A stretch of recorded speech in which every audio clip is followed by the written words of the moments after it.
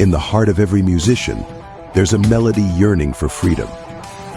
The dream of making a living through music turns into a daily struggle against invisibility. The solitude of practice, the challenge of finding genuine partnerships, and the lack of structured support are disheartening. But the music never stops playing. A movement that beats in sync with your heart has just emerged. SW Music is coming to Brazil to change this reality. More than just an app, we are a movement. A platform created by musicians, for musicians, where every talent is seen, heard, and valued. A space where you can connect, grow, and shine. SW Music, your place in the world of music. Salve, salve pessoal, estamos de volta com mais um episódio da SW Music, o podcast oficial do aplicativo de músicos, feito para músicos. Se você não baixou o nosso aplicativo ainda, acesse a sua loja virtual e baixe, é rápido e é grátis.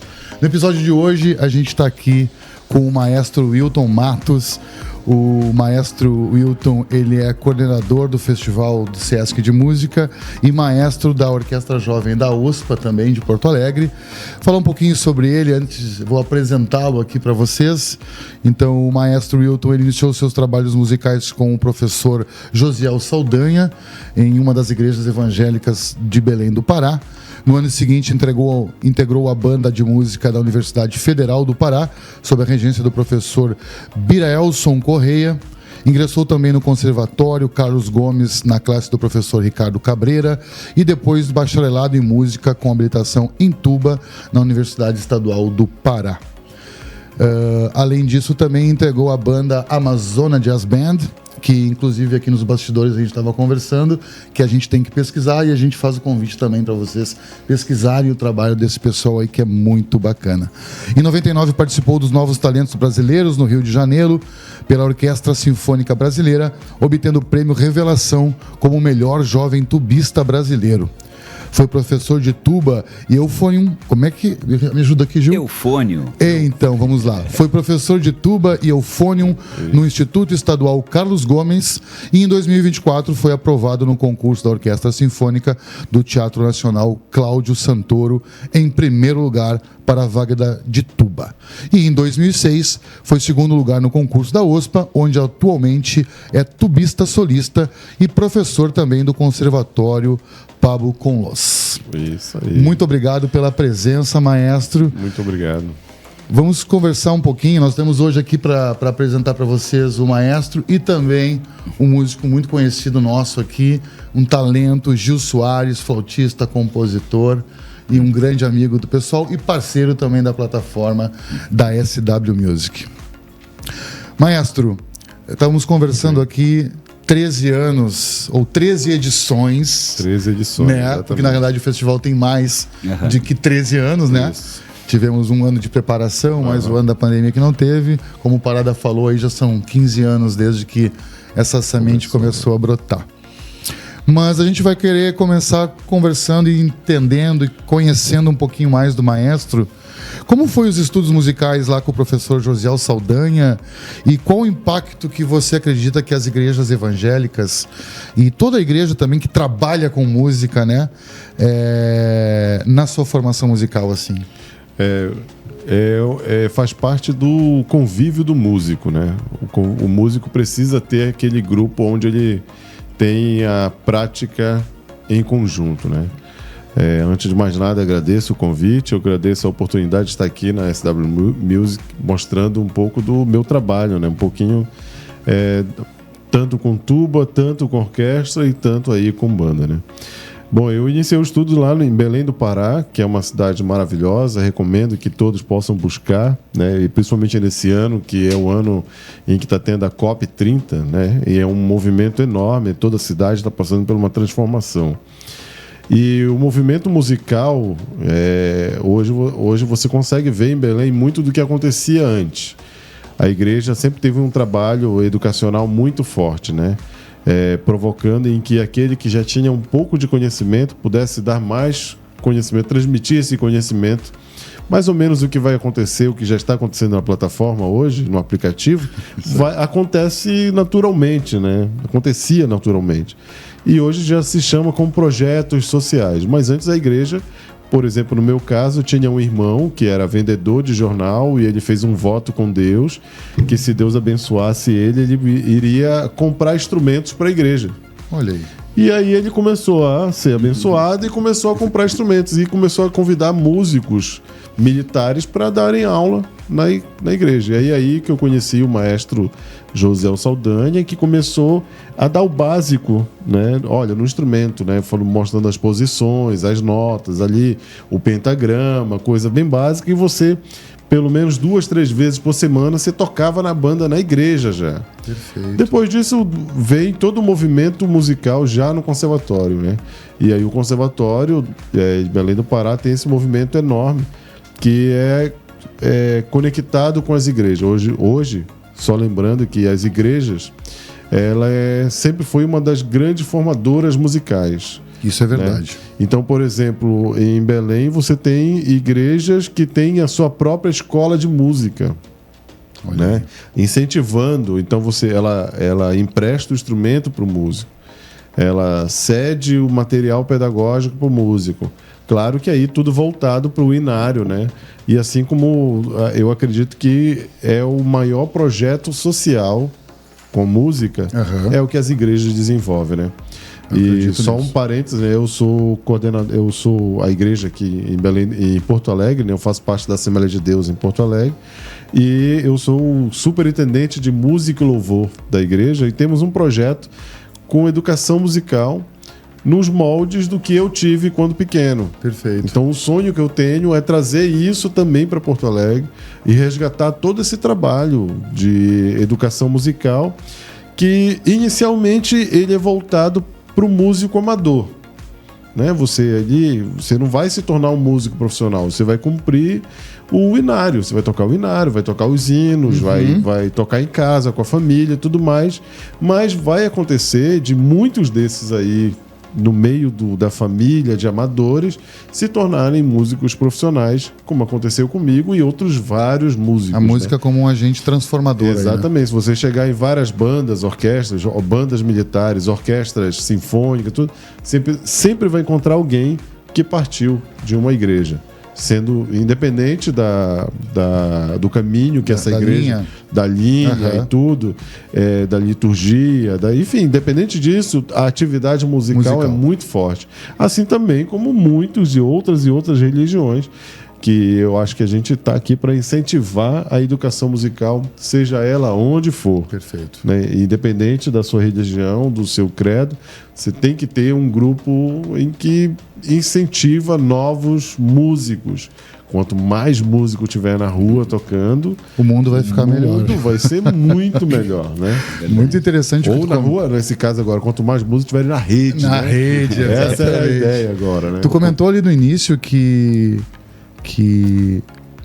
as pessoas chegavam, né, para aprender e a divindade desse seu irmão que começou a comprar os instrumentos. Então eram pessoas que não tinham conhecimento musical. Não tinham conhecimento.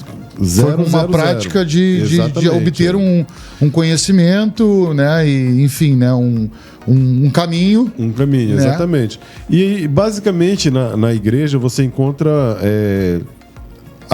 livre acesso aos instrumentos e livre acesso ao conteúdo pedagógico, que é diferente um pouco dos conservatórios, das escolas de música. Você tem que passar por uma prova, perfeito, passar por um conhecimento. Não, se você chega na igreja lá, por uma escola de música na igreja, isso não só na nossa, mas em outras, você chega, eu quero aprender a tocar violão. Basta vontade. Se você basta vontade, e aí eu quero aprender a tocar violão. Aí você não tem o violão, mas a igreja tem o violão. Aí você consegue, eu quero tocar esse instrumento de sopro aqui, tocar clarinete. Você pode até não ter o clarinete, mas se a igreja ou a instituição religiosa tem o instrumento, eles vão ceder. Essa é a grande diferença entre a educação musical nas igrejas, na entidade religiosa como um todo, para as entidades educacionais da música, né? Que estão voltadas à educação musical. Então, que elas sempre vão estar voltadas ali a partir do nível ali 1 ou nível 2, por exemplo, né? Então, esse projeto dentro das igrejas é muito interessante. E aí eu queria chamar já, se você tem músico de igreja, queria te fazer 2 convites.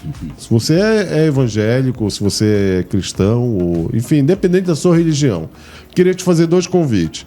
Baixa o aplicativo, faz parte desse processo, porque os músicos da igreja também vão estar dentro desse aplicativo. E o segundo busca que a tua instituição, a tua igreja, ela tenha uma escola de música. Quanto mais músicos estiverem aprendendo, participando desse trabalho, mais gente a gente vai ter tocando. E quanto mais isso, mais o nível sobe e mais a gente tem gente participando no meio musical. Acho que esse é um grande importância da igreja como uma educadora musical. Perfeito. Como a gente falou, né, o maestro é tubista, né? E a tuba na música clássica, ela é um instrumento essencial, mas às vezes subestimado. Exatamente. O que o motivou a escolher a tuba como seu instrumento principal? Foi algo assim, amor à primeira vista, vamos assim dizer. Olha só. Eu tinha 12 para 13 anos e o primeiro instrumento que me deram, junto com o maestro Saldanha na igreja, foi um trombone de vara. Eu comecei a tocar o trombone de vara, só que chegou um momento que eu empenei a vara do trombone.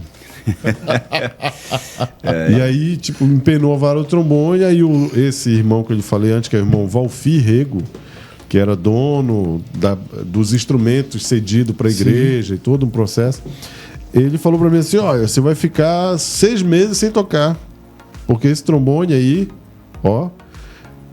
tem que mandar para São Paulo, isso em Belém, tem que mandar para São Paulo, porque só tem gente para consertar instrumento em São Paulo.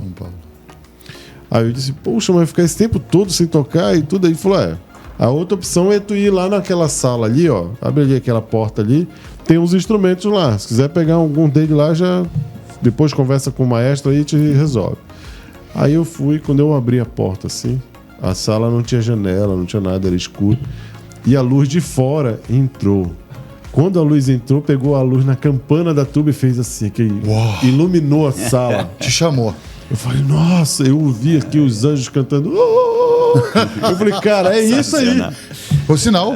Eu falei, é esse instrumento. Eu peguei assim, toda suja o instrumento e tal. E não era sousafone, era uma tuba mesmo. Era uma tuba mesmo, né? O formato de tuba que a gente, no Brasil, tradicionalmente chama bombardão. Bombardão, né? Tem com a campana ali e tal. Aí eu peguei o instrumento, dei uma limpada, comecei a soprar e o professor disse, olha, tu tem um som bonito aí, hein? Bora aproveitar. Primeira vez que tu tocou. Primeira vez que eu toquei. Tu tocou no instrumento, né? Ele me ensinou ali as 7 notas ali principais e tal, não sei o quê. Fui pra casa, meu pai que é mecânico, também é pastor lá, em Belém do Pará, pegou o instrumento, lavou o instrumento, passou um WD no instrumento lá, deixou inteiro. E eu comecei a tocar. 6 meses depois, eu já abriu a vaga no conservatório, eu fiz a prova, essa prova é inicial, para alunos iniciantes, e eu passei no conservatório. Fui aceito pelo conservatório. E daí para frente eu entrei nesse mundo da tuba e hoje estamos aí, sei lá, um pouquinho mais de 30 anos aí, aproveitando essa oportunidade no instrumento.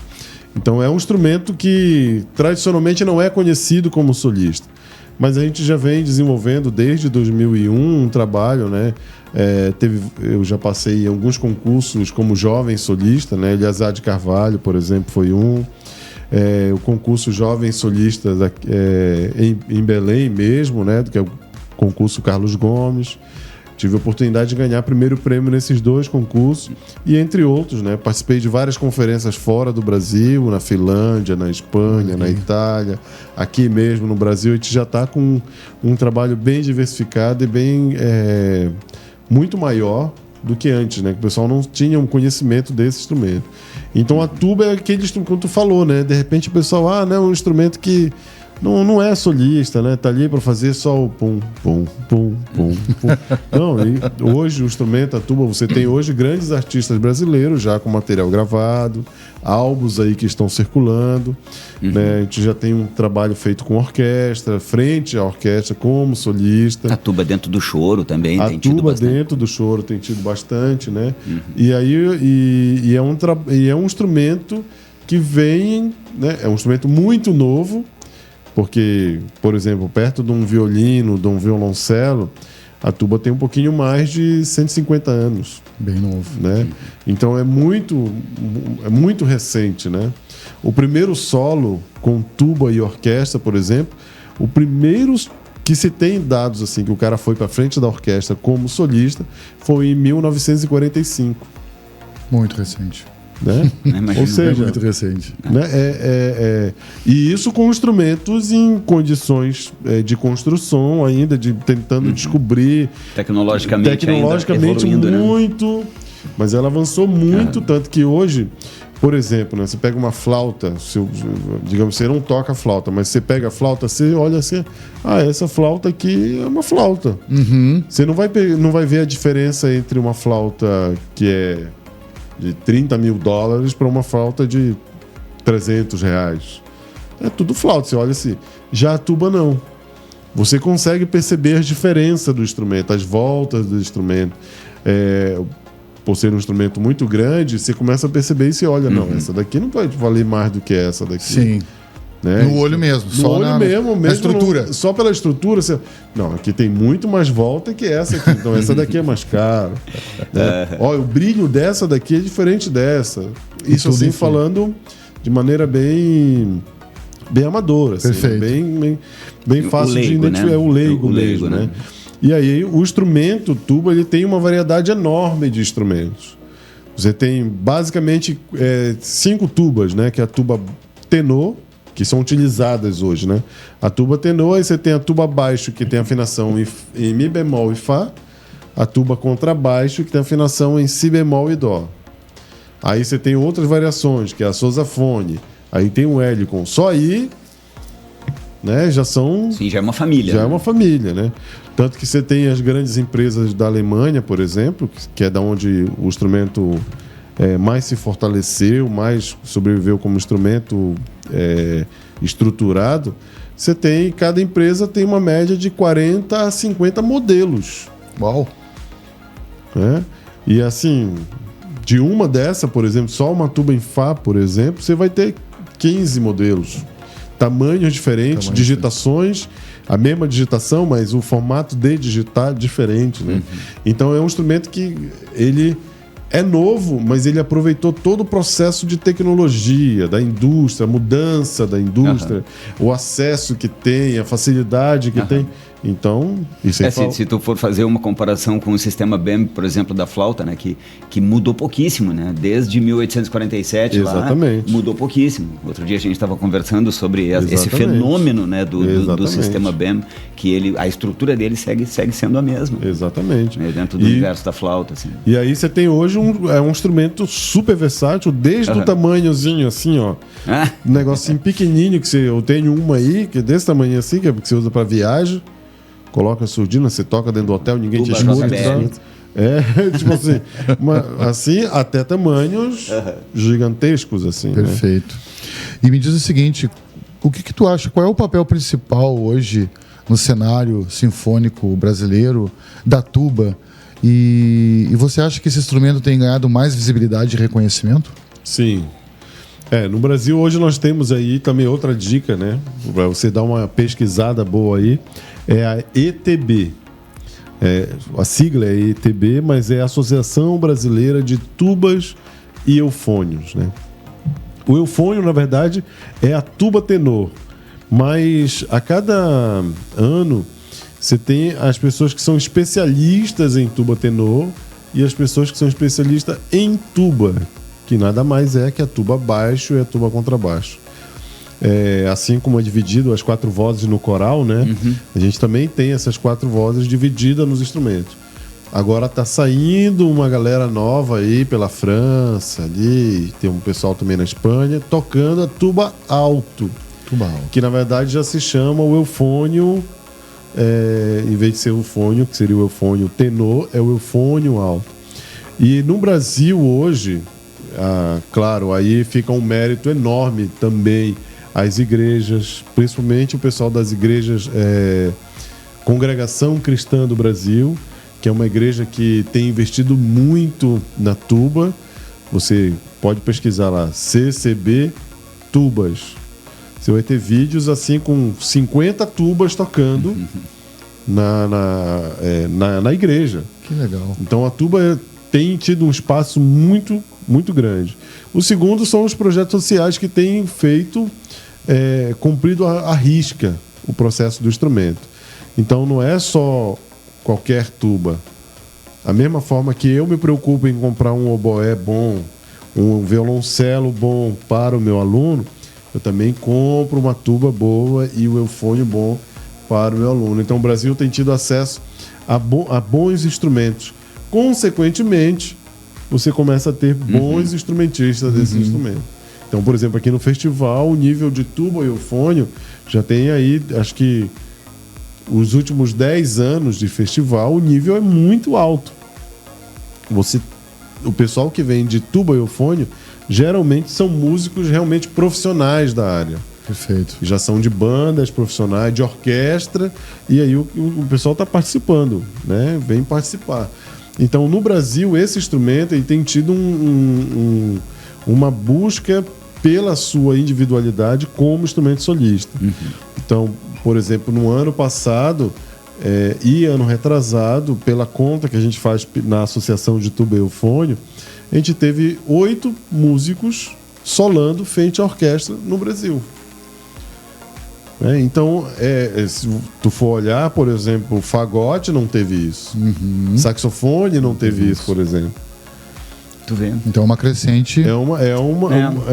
Uma coisa que eu ia, uma provocação que eu ia fazer, assim, né, até para a gente entender esses fenômenos, né, o porquê, né, do fortalecimento, assim, do fomento, né, de alguns instrumentos e de alguns gêneros, né, de algumas manifestações, das regionalidades, né, que, por exemplo, tu falou da força que tem essa escola de sopros, não só de tuba, mas de sopros, né, dentro de comunidades como de onde tu vem, né? Então a gente nota de algumas cidades portuárias que também tem uma tradição muito forte de bandas militares, entende? Então, como essas regionalidades acabam influenciando, né, que haja músicos que buscam tais instrumentos e tais gêneros, entende? Em Pelotas, a gente viu acontecer nas últimas décadas um florescimento muito grande do choro, entende? Entre as novas gerações, assim, estudantes jovens de música que começaram a procurar o choro. Isso tem diretamente relacionado a alguns fenômenos locais, entende? Sim. Que aconteceram aqui, que tu já deve ter ouvido falar, do Bar Liberdade, do Avendano, do Clube do Choro, enfim, entende? Mas isso é um exemplo de regionalidade, entende? Aqui a gente não tem uma tradição forte de bandas de sopro. Em Pelotas não tem. Em São Lourenço a gente nota isso, uma comunidade de formação alemã, germânica, né, pomerana e tal, e que já teve essa tradição dentro das igrejas, dentro, né, dos clubes e de formação de músicos de sopro. Entende? Aqui no Morro Redondo, né, que tem o pessoal das bandinhas típicas de alemão e tal. Então, as regionalidades, eu acho que eu gostaria de uma palavra tua a respeito disso, da percepção que tu tem sobre isso, assim, como imagino que tu viaje o Brasil inteiro e como que tu nota isso, assim. Basicamente, e o fortalecimento desses instrumentos existe, que é isso que eu ia colocar, né? Aonde esses instrumentos estão sendo empregados. Para que eu vou tocar tuba e aonde eu vou tocar tuba. É isso. Esse é o básico. Então, por exemplo, né? Pelotas tem a questão do choro que está muito forte. Por um lado, eu acho, nossa, isso é maravilhoso, isso é ótimo, porque é a música que pode ser feita no teatro, pode ser feita na rua, pode ser feita em casa, inclusive em algumas igrejas, assim, ótimo. Mas tem um grupo que é o chamado grupo sinfônico, que a gente não vê. Pelotas, o único momento que Pelotas escuta uma banda tocando de nível com excelência bom é no momento do festival. É durante o festival. O único momento que Pelotas tem tem uma orquestra sinfônica é no festival. Raras exceções quando a OSPA vem em Pelotas, por exemplo. Então, são dois poderes, e aí eu vou colocar quais são os poderes. Um é o poder público, o administrador, o prefeito, o governador e tal, não sei o quê. E o outro são as instituições do terceiro setor como um todo. E aí, nessa do terceiro setor, eu coloco as igrejas, por exemplo. A igreja que eu faço parte, que é a Assembleia de Deus em Porto Alegre, ela tinha uma banda, tem ainda uma banda, nós estamos resgatando, inclusive várias pessoas que já estão no SW Music aqui, fazem parte da banda, chamada Banda Esperança. Essa banda, na década de 80 e 90, recebia containers, sabe aquelas caixas de container, com instrumentos vindos da Suécia. A igreja tinha um patrocínio enorme da Suécia. Só que a gestão que assumiu a igreja aí na década de 80, 90, aí a primeira década de 2000, começou a olhar e achar, não, a banda não é importante. Entendi. E aí as igrejas começaram para fazer aquele que na igreja nós chamamos de conjunto eletrônico. Certo. Que é baixo, bateria, guitarra, teclado e tudo, aquele negócio todo. Só que esses conjuntos eletrônicos não conseguiam manter o negócio. E aí o que acontecia? Playback para todo mundo. E aí a música ao vivo só era o cantor ao vivo, mas o fundo era o playback. Porque não havia uma formação, isso, né? Exatamente. Formação não Primeira coisa que se acabou foi a escola de música. Isso estou dando um exemplo da minha igreja. Mas isso aconteceu em várias se replica e várias instituições.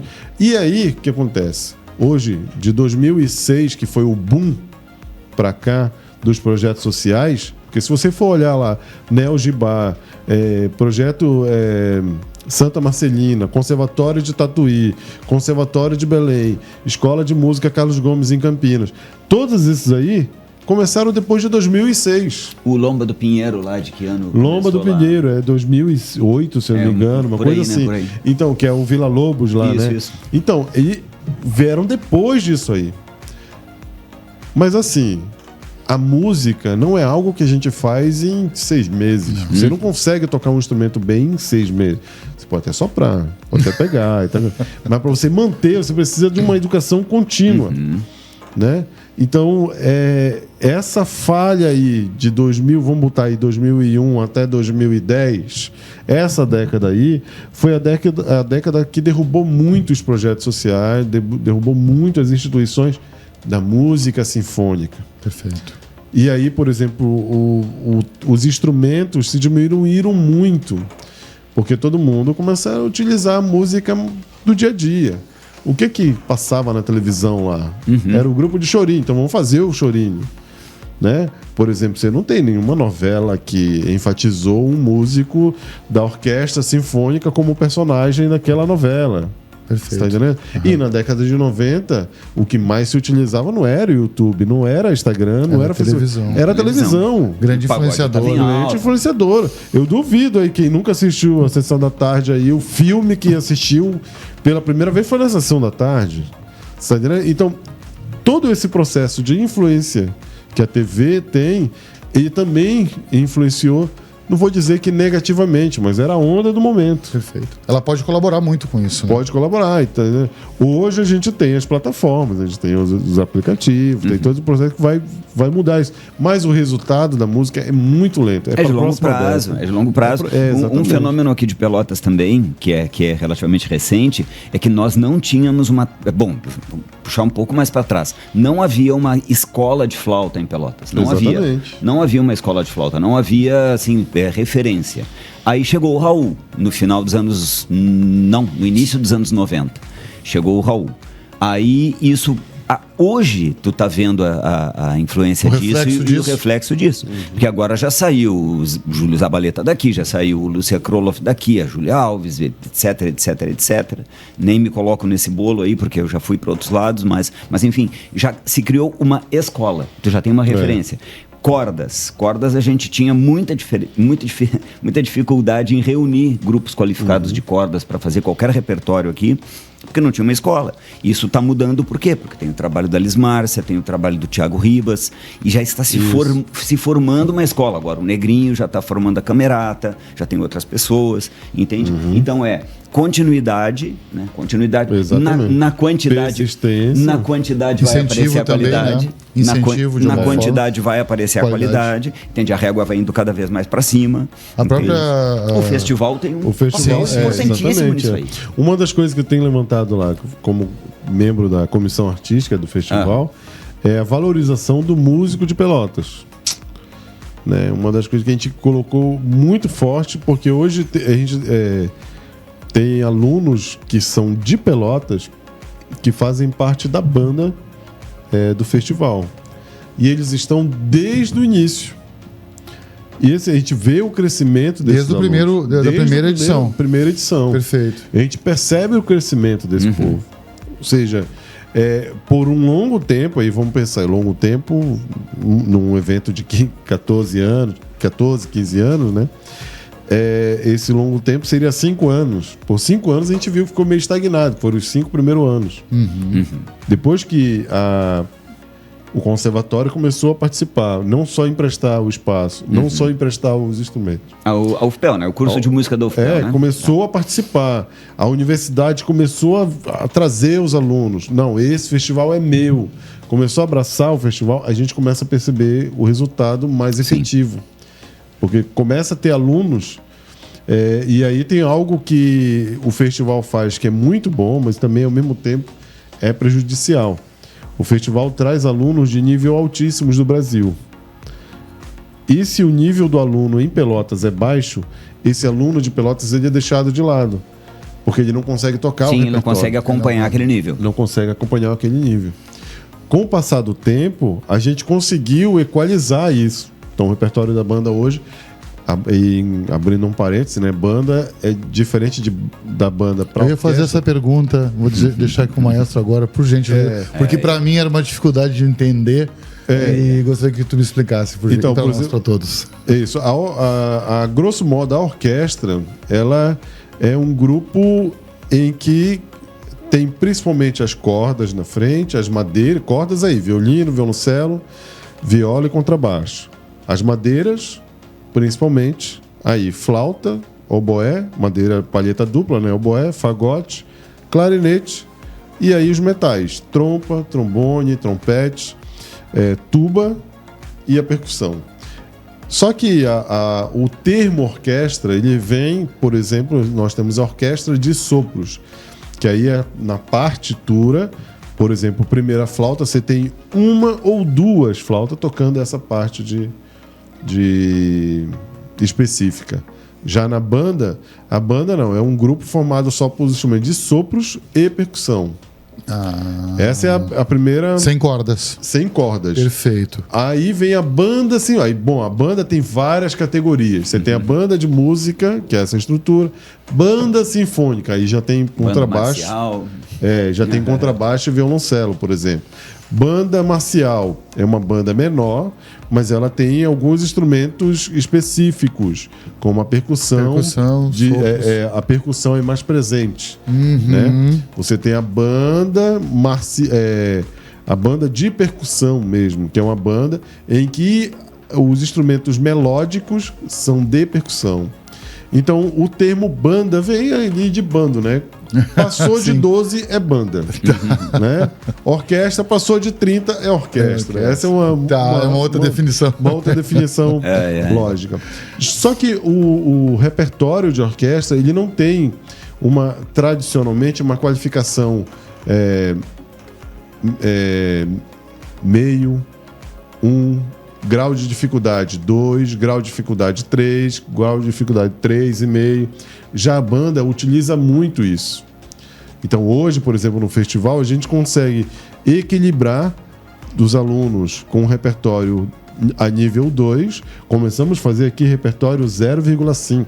Olha aí. Que inclusive a Funarte, em alguns anos atrás, através do maestro Marcelo Jardim, a gente começou a elaborar repertórios específico para ser lançado no festival aqui. Por quê? Porque os alunos de Pelotas tinham um nível bem iniciante. E a gente começou a perceber que eles eram deixar de lado, assim. Então, para promover essa inclusão. Para promover essa inclusão. Então a gente tem, na banda sinfônica, você consome banda como um todo, você tem um repertório desde iniciante até o repertório 6.0, que é um repertório onde é muito... Ninja. Tem que ser ninja para tocar o repertório. E hoje, por exemplo, no concerto que a gente vai fazer agora, daqui a 2 dias, é um repertório que começa com o nível 3, a gente já avançou. Já avançou pro 3. Porque começava com 0.6. né?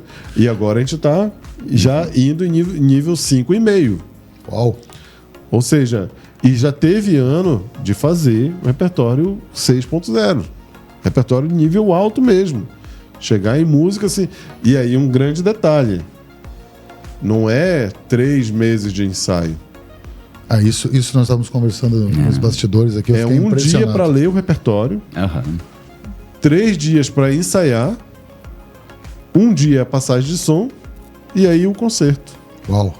Porque São 3 encontros. São 3 encontros de fato onde acontece o ensaio. Porque o primeiro é só leitura que a gente organiza, o número de partituras para ver se está certo, impressão, não sei o quê. O último é só para ver, vê aqui a posição, vê então, aqui. O primeiro é um reconhecimento, o segundo é um aquecimento, o terceiro é jogo. É jogo, exatamente.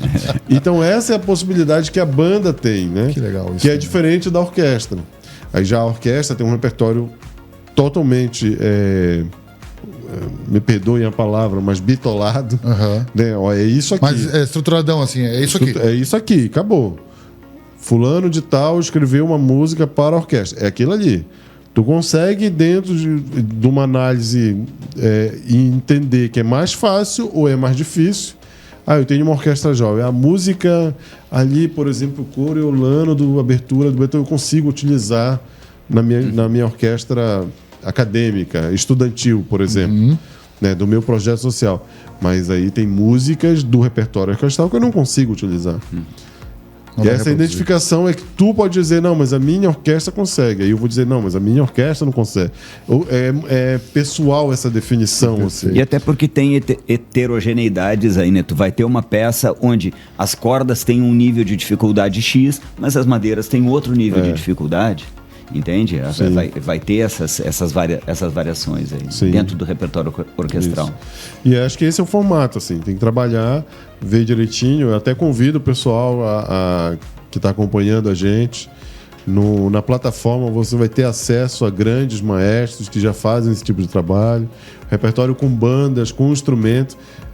Você vai ter acesso a esse material a pessoas que trabalham com isso, né? Essa questão da plataforma foi o que a gente visualizou muito, essa conexão, aproveitar a tecnologia, né, e que encurta distâncias, né, para realmente na plataforma se fomentar essa educação, esse compartilhamento de conhecimentos, né, que é muito acesso importante, a material, né? Né? Acesso a materiais, tá louco. né? Estamos conversando aqui com o maestro que é de Belém do Pará, mas está em Porto Alegre há um bom tempo, né? E a pergunta é sobre a OSPA agora e as suas atuações nela. Como é a sua rotina como tubista solista na orquestra e quais projetos ou performances recentes marcaram a sua atuação? Bom, como tubista, na OSPA eu exerço 2 funções, né? Músico da orquestra, né? Pela manhã eu sou tubista da orquestra. Músico da orquestra. Eu tenho que estar preparado, né? Então eu tenho um trabalho diário ali de manutenção, né? Do instrumento. Tem que fazer todas as questões ali, como o pessoal fala, né? Tem que estudar escala todo dia. No nosso caso, série harmônica. Manter a boca funcionando normalmente. A boca afinada. A boca afinada direto. É a ferramenta do dia. A ferramenta no dia a dia. E aí, na OSPA, eu consegui desenvolver alguns trabalhos, como fazer estreia de algumas obras de compositores gaúchos e outros compositores brasileiros para tuba e orquestra, né? Se você olhar no site, na página da OSPA no YouTube, tem lá Tuba em Concerto. E aí fizemos a estreia de 4 obras, né? Para tuba e orquestra. Eu, graças a Deus, sou o tubista no Brasil que mais estreou obras para tuba e orquestra. E assim, o pessoal escreveu e a gente conseguiu tocar. Perfeito. Então a OSPA tem dado essa oportunidade ao longo dos tempos. Desde a época do maestro Isaac Karabchevsky, O Evandro, como está com o maestro, e a outra, agora a próxima gestão, também tem abraçado essa ideia. Sempre mostrando a tuba como um instrumento solista e fazendo essa possibilidade como um todo, né? A outra parte de trabalho que a gente tem desenvolvido é junto ao Quinteto Porto Alegre, né? Que são integrantes da OSPA, e a gente tem um trabalho forte na área, tentando fazer o repertório para quinteto de metais o mais alto nível possível, né? Então a gente faz poucas apresentações durante o ano. Perfeito. Mas essa Fazem apresentação... bastante trabalho de estúdio também, vocês Bastante fazem, né? trabalho de estúdio, né? Nós gravamos com o Vitor Ramil. Isso. Temos outros grandes projetos aí pela frente, tem projeto solo. Cada um dos integrantes tem um trabalho solo. E então a gente tem esse desenvolvimento, né? Também tem um outro trabalho, né, junto à OSPA, que em 2010 a Fundação Pablo Comos, que é uma das mantenedoras da OSPA, ela foi proponente de um projeto na Funarte que é chamado Concertos Tuba Brasil, que é inclusive a gente vai trazer para Pelotas esse ano. Opa. Que é o concerto para tuba e piano num repertório brasileiro que a Funarte editou em 79. E nós fizemos uma turnê pelo Brasil em 7 capitais brasileiras. Então esse foi um primeiro projeto que a OSPA me deu a oportunidade de fazer, né? E um outro trabalho que a gente tem é junto à Escola de Música da OSPA, né? Que é o Conservatório Pablo Comos, que é a banda sinfônica da escola, banda jovem, né, da escola da OSPA. Ela ficou um tempo parada por questões administrativas, por espaço e tudo mais, e esse ano está retornando. Então esse ano a gente vai ter são 4 concertos, onde a gente oferece um certificado para aqueles que não são da escola, né, com atividade de horas. O certificado chega a girar em torno de 40, 50 horas de atividade. É um trabalho voltado ao resgate de material sinfônico para a banda sinfônica em Porto Alegre. Então esse é um trabalho com essa estrutura, né? Isso é uma outra parte que a gente tem desenvolvido, né? Esse ano a gente tem aí o projeto com tuba e piano, o projeto com a banda, projeto com o quinteto, que a gente vai estar desenvolvendo, e logo mais vão estar aí na plataforma para todo mundo perceber, né? Olha só que legal, né? Toda a história do maestro aqui contada, viajou muitos países, viajou o Brasil, tem a sua vida dentro da música, dentro né? da música, e começou num projeto dentro de uma igreja, não sabia nem o que era aquele instrumento. Sabia. Então a música, ela tem ele é um agente muito conectado. Ele é conectador de pessoas. Exatamente. E transformador de vidas, como eu falei. Gil, eu queria fazer uma pergunta, se tu me permite, também para o maestro aqui, que seria: que mensagem tu deixaria para os jovens músicos, já que tu veio, né? Tu começou como um jovem músico lá.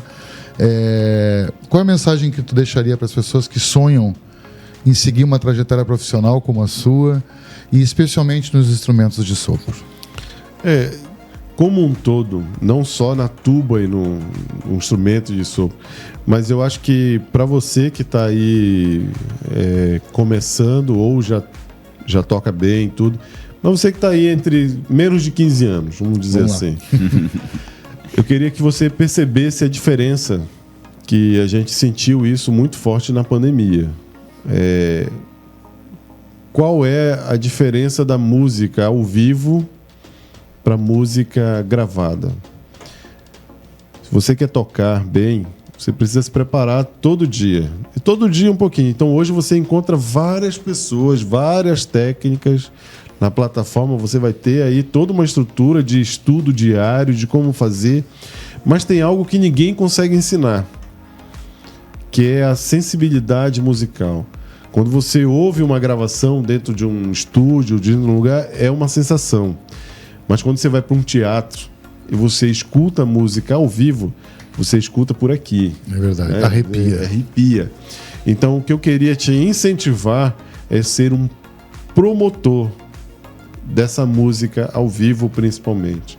Então, reúne a família na sala, toca para a família, sabe? Não se preocupe com os vizinhos. Não se preocupe com os vizinhos, faça música. Tem um grande dizer que A gente já deve ter escutado isso aqui, né? Você não vai ficar milionário sendo músico. Mas tem algo que você vai receber que é gratificante, que vale muito mais do que dinheiro. Então, busca ao máximo obter conhecimento, e não só obter conhecimento, porque hoje obter conhecimento é muito fácil. Tá tudo aí. Tá tudo aí. Eu me lembro que quando eu comecei a estudar, eu gravava numa fita cassete, colocava no envelope, colocava no correio e mandava de Belém para João Pessoa. Aí o professor escutava, gravava numa fita cassete, o que eu tinha que fazer, como fazer. Colocava no envelope e mandava para Belém. Muito Olha bom, isso, muito cara. Você tá entendendo? Hoje, você faz uma videochamada no WhatsApp, tá resolvido. Ele afina até teu instrumento de à distância, se tu Imagina. E em tempo real. É como se estivesse do lado. Né? E hoje você tem oportunidade com uma plataforma que a gente está oferecendo aqui. Mas tem algo que é a aplicação do conhecimento. Então, o que eu queria incentivar é todo o conteúdo, você tem que criar o teu conteúdo, você tem que criar a tua estrutura de estudo diário, para que você mais tarde consiga ser um músico por excelência. E tem algo que a gente não pode perder nunca, que é a qualidade musical. Quanto mais você aplicar isso, melhor você vai ter. Então, se tiver que tocar na igreja, toca na igreja. Se tiver que tocar na comunidade, na escola, em casa, mesmo que seja de maneira... seja hobby, mas faça bem feito. Toque ao máximo possível. Põe pra fora. Essa é a minha mensagem de sempre. E sempre te buscando, faz a diferença entre a música ao vivo para música tocada, gravada. A música gravada, né? A música gravada, não falando em relação ao estúdio e tudo. É que hoje você coloca no MusiScore, por exemplo, você aperta o play e sai. Verdade. Você tá entendendo? Mas aí o MusiScore não consegue fazer a música ao vivo. É outra emoção, né? Outra emoção. Acho que o festival tem um papel presente. muito importante na disseminação também da cultura desses instrumentos não convencionais, vamos dizer assim. Não é que não sejam convencionais, é que estão fora da grande mídia, estão fora do grande consumo de música, né? Perfeito. Porque me corrigiu muito bem. Porque o consumo massificado de música, ele acaba nivelando por baixo a qualidade, acaba nivelando por baixo a experiência do consumo de música, né? Então essa provocação é uma provocação importantíssima para principalmente os jovens entenderem que a experiência de consumir música ao vivo, de experimentar a música ao vivo, ela é transformadora. Entende? Não há comparação. Não há comparação. Por melhor que seja o meio onde tu está escutando. E a gente sabe que a regra é ser muito ruim a qualidade, né? E por que eu provoco isso? Porque o meu instrumento é um instrumento grave. Quantas e quantas gravações você vai na sala da OSPA ali, em Porto Alegre, que inclusive eu quero convidar o pessoal a assistir concerto ali, né? Você escuta os instrumentos... A sala da Casa da OSPA, né? Casa da OSPA, sim. Fica em Porto Alegre. Você escuta os instrumentos graves, contrabaixo, contrafagote, a tuba, os metais e tudo. E no ao vivo você escuta, o som tá aqui, entrando no peito. No peito. E aí na hora que você vai ouvir no YouTube, por exemplo, você não tem essa sensação. E aí fica a minha mensagem final. Nada substitui a música ao vivo. Não. Nada. Perfeito, maestro. Queria agradecer a tua presença. Um abraço grande da cidade de Pelotas, mais uma vez, por estar presente aqui nesse festival. Gil Soares, obrigado pela contribuição. Eu que agradeço aqui esse rico papo. E te conhecer pessoalmente. Né? Prazer foi meu. O podcast da SW Music fica por aqui, com o oferecimento da Di Giorgio Violões, onde a gente está oferecendo até 25% para os membros, e também Tons Musicais, uma sua loja virtual de instrumentos musicais, que são os nossos parceiros. Em breve teremos um outro podcast aqui para vocês. Até já, até mais. Valeu, tchau!